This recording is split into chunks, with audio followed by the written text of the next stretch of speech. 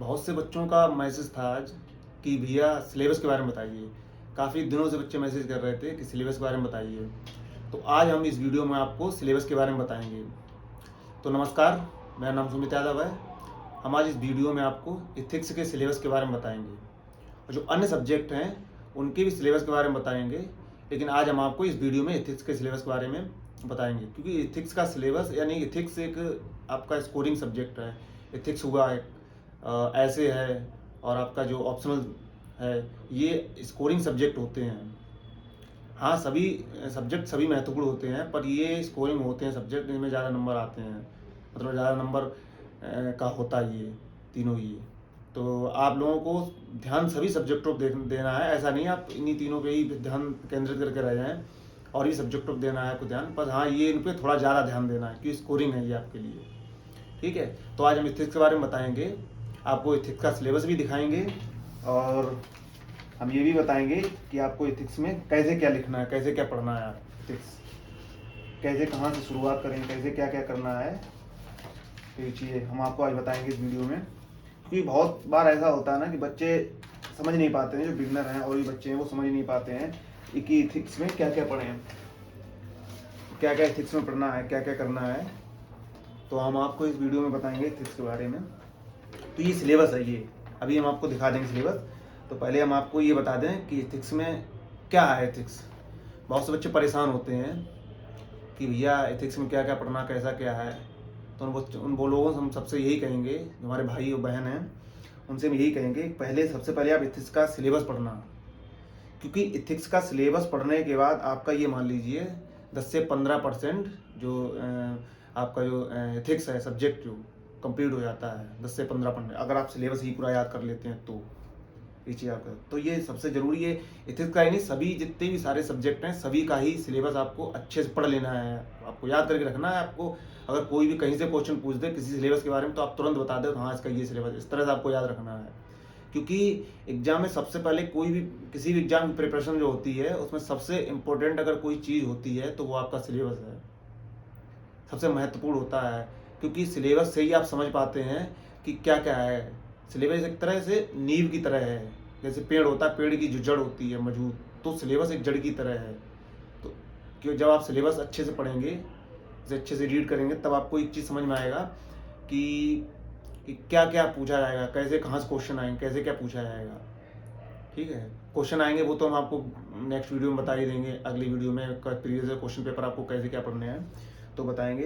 तो इथिक्स में क्या है, इथिक्स में आप लोगों को एक इथिक्स का मतलब एक ये है, एक ये हिंदी में बोलते हैं नीति शास्त्र। ठीक है, तो इथिक्स में एक आपको मतलब कुछ चीज़ें आपको बताई जाती हैं, क्या आपको करना चाहिए क्या नहीं करना चाहिए, ये चीज़ें आपको सिखाई जाती है। क्या सही है क्या गलत है, गलत चीज़ आपको नहीं करनी चाहिए, सही चीज़ आपको करनी चाहिए, क्यों करनी चाहिए वो भी बताया जाता है।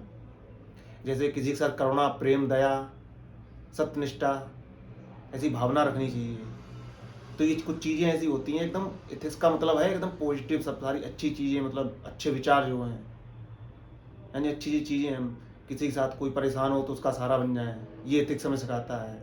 यानी आप जब अधिकारी बनेंगे तो आपको इथिकल चीज़ें ये लेके चलना पड़ेगा समाज के साथ। आप किसी समाज में किसी व्यक्ति से अगर मिलते हैं प्रशासन में रहते हुए, तो आप किस तरह से उससे बातचीत करते हैं, क्या उससे प्रेम भाव से बात करते हैं, क्या आपके दिल में उसके प्रति करुणा है, प्रेम है, सत्यनिष्ठा है। आपकी सरकार के प्रति आपके दिल में, आप प्रशासनिक अधिकारी हैं तो सत्यनिष्ठा है आपके। ठीक, तो ये चीज़ें होती हैं, ये जड़ होती है मेन चीज़ प्रशासन की। हर प्रशासक को ये चीज़ें बहुत अच्छे से सिखाई जाती हैं और हर प्रशासक को सीखना भी चाहिए इन चीज़ों से कि इथिक्स में हमें क्या करना चाहिए क्या नहीं करना चाहिए, ये चीज़ें बताई जाए। बहुत जगह ऐसा होता है कि इथिक्स जो इथिकल जो चीज़ें होती हैं, इसकी वजह से कानून भी टूट जाते हैं। तो आप लोगों के दिमाग में ख्याल भी ये चीज़ें आ रही होंगी कानून टूट जाए, कि कानून तो सबसे बड़ा होता है। हम आपको बता दें कुछ चीज़ें ऐसी होती हैं जो कानून से ही बड़ी होती हैं, इथिकल चीज़ें होती हैं। एग्जाम्पल तो आपको बताएं, जैसे कि आपका कोई दोस्त है, दो लोग जा रहे हैं बाइक से, बाइक अगर अचानक गिर जाती है तो एक दोस्त के अगर जो पीछे वाले से चोट लग जाती है तो तीसरा दोस्त आके बैठ के बीच में उसे हॉस्पिटल ले जाता है। तो तीसरा जब व्यक्ति बाइक पे बैठता है तो ये तो कानूनी तौर पे यानी कि जुर्माना, बहुत लोग चालान हो जाता है इस पर तुरंत। पर यहाँ पे इथिकल रूप से ये चीज़ सही है, कानून भाई, क्योंकि उस तीसरे व्यक्ति ने उसकी जान बचाई बैठ के, उसे हॉस्पिटल तक लेके गया। तो इस तरह से कहीं की इथिकल चीज़ें कानून पर भारी पड़ती हैं। तो कानून को भी यहाँ कहीं ना कहीं झुकना पड़ता है कि नहीं, हाँ ये इसने अच्छा काम किया। ठीक है, तो आज हम बताएंगे जैसे इथिक्स में क्या होता है। इथिक्स में जैसे कि एक मेन चीज़, आपको मेन पॉइंट हम बता दे रहे हैं इथिक्स का, कि इथिक्स में अगर मान लो कुछ भी आप अगर आंसर लिखते हो इथिक्स में, कुछ भी अगर कोई भी अच्छी चीज़ लिखते हो, अगर कोई अच्छा पॉइंट आपने लिखा, ठीक है, तो आप हमेशा इस चीज़ ध्यान रखिए, जितने हमारे महापुरुष हैं और जितने भी वैज्ञानिक बड़े बड़े रहे हैं, जिन्होंने अच्छे आविष्कार किए हैं, समाज सुधारक रहे हैं, ठीक है, इनके नाम, क्योंकि इन्हें अच्छे ही अवधारणाएँ दी हैं, तो इनका नाम यूज करके लिख सकते हैं यहाँ पे। जैसे गांधी जी ने कहा था कि हमें दूसरों के साथ करुणा प्रेम की भावना रखनी चाहिए, किसी परेशान का सहारा बनने चाहिए। ये आप अपने पास से बोल रहे हैं, अपने पास जोड़ सकते हैं, पर नीचे का तो गांधी जी ने कहा था तो मान हो जाएगा, क्योंकि अच्छी चीज़ें हैं। स्वामी विवेकानंद जी ने कहा था, APJ अब्दुल कलाम जी ने कहा था ये, तो ये चीज़ें अच्छी हैं, ये मोरल चीज़ें होती हैं ये, ठीक है। इनमें महापुरुषों का नाम जोड़ सकते हैं। इथिक्स में अगर आप लिखने बैठो तो महापुरुषों, वही निबंध में होता है, निबंध में कभी आप लिखोगे तो आप किसी भी महापुरुष का नाम रख के कोई अच्छी चीज़ लिख सकते हैं, उसमें सब चलता है। एक मेन पॉइंट है, प्लस पॉइंट है ये। कभी भी आप कहीं भी लिखें तो कोई भी अच्छी चीज़ लिख दें, किसी भी महापुरुष का नाम जोड़ते हैं। गांधी जी ने कहा था, स्वामी विवेकानंद जी ने कहा था, या अरस्तु ने कहा था, ठीक है, क्योंकि ये समाज सुधारक थे, ठीक है। राजा राम मोहन राय थे उस टाइम, समाज सुधारक, समाज के बारे में उन्होंने अच्छी अच्छी अवधारणाएं दी थी, उन चीज़ों को लिख सकते हो आप।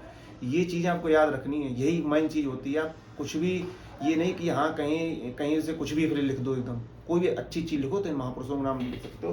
तो आप ये हमेशा रखिए एथिक्स के लिए, इनके लिए। जैसे मान लो एक बुक, ये गांधी जी की नहीं है ये, तो ऐसी आप बुक ले लीजिए इस तरह से, तो ये आप पढ़िए, जैसे कि बापू की सीख है और स्वामी विवेकानंद जी की बुक है कई, ठीक, अलग अलग ये बुक ले लीजिए। ये इसमें आप महापुरुषों की अच्छी चीज़, इनके बारे में आपको अच्छी अच्छी चीज़ें जानने को मिलेंगी।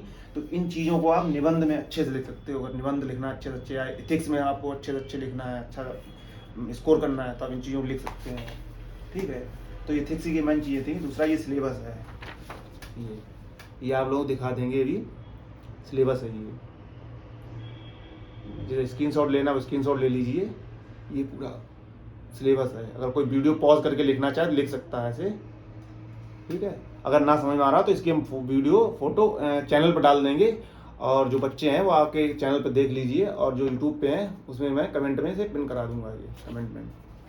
इस चीज़ यार, ये सिलेबस आप लोगों को सबसे पहले याद कर लेना है, इसका एथिक्स का अच्छे से याद कर लेना सिलेबस, ठीक है। मैंने कुछ चीज़ें इसमें ऐड ऑन की हैं इधर से, तो ये ऐड ऑन है ये। वहीं आप लोगों से एक चीज़ कहना है कि आप वीडियो देखते हैं, लाइक नहीं करते। सबसे मेरा ये निवेदन है भाई, आप वीडियो देखा करें, लाइक किया करिए उसे। अब और लोग ऐसे हैं, 50% लोग ऐसे हैं वीडियो देखते हैं, सब्सक्राइब नहीं किया चैनल किया, तो आप करिए भाई। मैं वीडियो इसीलिए बनाता हूँ ताकि हमें भी हौसला मिले, हम वीडियो आप लोगों को बना सकें।